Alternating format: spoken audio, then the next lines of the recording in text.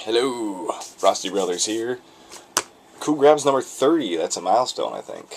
Goodwill, thrift stores. Alright. Let's start off with the weirdest stuff I picked up. I only did this because of one cassette, but all 5 of these cassettes was $1. I don't know if any of you guys collect cassettes out there, but I wanted this. Cruising Classics Volume 1. Because I remember when I was a kid, we'd go... These are through Shell. And, when I was a kid, before we went out, we'd fill up. And around 1989 is when this first one was released. They had these for every time you filled $10 or more of gas in your vehicle. You could pick up these cassettes for about, I don't know, $3-4 I think, back then. And we used to have the entire collection, but I lost some of them. So that was kind of cool to get the very first one again.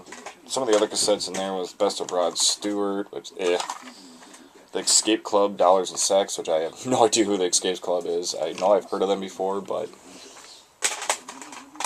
I don't know. Alright, then we got some Kenny Rogers greatest hits. John Cougar Mellencamp's This is actually a pretty good album, though. I remember I loved Pink Houses, Crumbling Down, Authority Song. And then some Piano Treasures thing. Piano Favorites. Alright, so that's that for $1. Got that at a thrift store. Another thrift store, I found this for... forget how much it was. But it is the cassette single for Green Jelly, Three Little Pigs. If you guys remember these guys, they originally were an all-video band. Never were going to release anything. But then when they got censored by Jello, and had to change to Green Jelly... Well, actually before that, because I have the CD, Green Jello. I have the original name of the band was Green Jello here. And...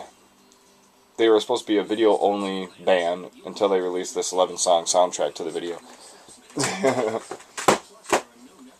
I'd love to find the video someday still. Alright, so that's that for cassettes. Let's go with the only VHS I found. This was worth 25 cents here. I Want My MTV. 45 minutes of all the stuff. If you guys grew up in the late 80s, early 90s, they had the Taxi Driver dude in between videos, Dennis Leary ranting, what the heck is his name here? Toby Huss, the Frank Sinatra impersonator who did, like, big band versions of songs. The original short that inspired the movie Joe's Apartment's on here. So this is going to be a fun watch. 45 minutes of all the classic MTV in-between filler stuff. For CDs, picked up this for $1. Both CDs were $1. Judgment Night soundtrack. You know, I've never actually seen this movie, but the soundtrack is really cool. It mixes rap and metal / alternative bands of the time when this was released, which is... I can't even see it. 1993. So we got, like, Helmet with House of Pain, Slayer and Ice-T, Faith No More and Booyah Tribe, Sonic Youth and Cypress Hill, Pearl Jam and Cypress Hill, Living Color with Run DMC, Teenage Fan Club, De La Soul, Biohazard with Onyx. Really cool soundtrack. Never seen the movie though. And this I picked up, I have no idea. I don't know why I grabbed this.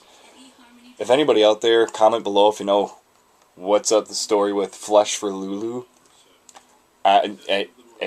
Just from 1987. Third song is Hammer of Love, and yes, the chorus is Nail Me to the Table with Your Hammer of Love. As soon as I heard that song, I started laughing. That's the greatest chorus in the world from the 80s. It's basically all like, you know, synchronizer, piano, or electric piano, the drums are simplistic and everything. But nail me to the table with your hammer of love. You can't beat a lyric like that. And that's the chorus. Alright. Then, on DVD, I picked up a 2-pack combo of Blood Rain and Blood Rain 2. Blood Rain comes with the Blood Rain 2 PC game, and this one comes with the first PC game, so not only did I get both movies, I know they're not that greatest, but they're guilty pleasure of mine to watch these things. And then now I have the games to play on the PC.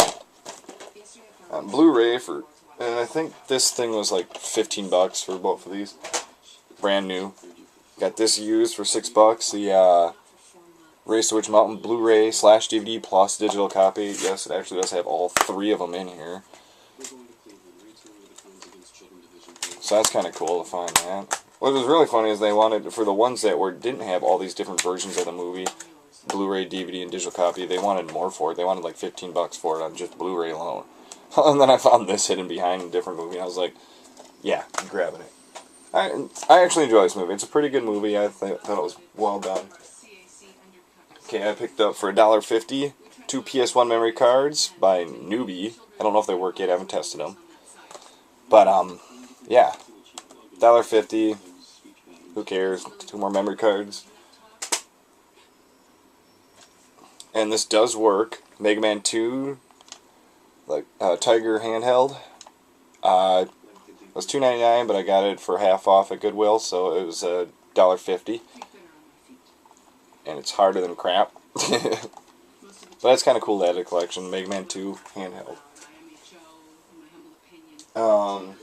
Let's throw this in really quick. $4. Or no, $3 actually. Lego Creator, the Race to Build It, Your board game. It actually does have all the parts but the pawns that you were supposed to play with, because it's up to 4 players. But hey, it has all the Lego parts in it, so that's kind of cool. Okay, now for my 2 biggest finds. $2, Black Yahtzee. This is going to fuel more game collecting because suckers going on eBay. The last one I sold in there, I think I got like, God, I want to say like between 30 and 40 bucks for this thing. So yes, this is going on eBay. This might get me a freaking cool new system. Then last but not least, great condition, $8. You guys can tell me if I paid too much at a thrift store for $8, but I had to grab it because there's barely any scratches on the screen. It's nice and clean, no corrosion in the battery compartment. All that's messed up is a sticker in the back. A teal Game Boy Color, $8. It works perfect too. I tested it out. This thing's awesome. I'm so happy I finally owned a Game Boy Color. The only thing I need now is a Game Boy Micro, and a Game Boy Pocket, and a Game Boy Advance. Well, okay, I guess I do need a lot of Game Boy stuff. But now I finally have a Game Boy Color to play my Game Boy Color games on, instead of seeing them in monochrome on my original Game Boy. Or having to hook up my Super Nintendo to put my Super Game Boy in it. So that's kind of cool. So that's all I've gotten so far. That's it for this week. Oh, little shout out to and welcome back to Cynical Enigma.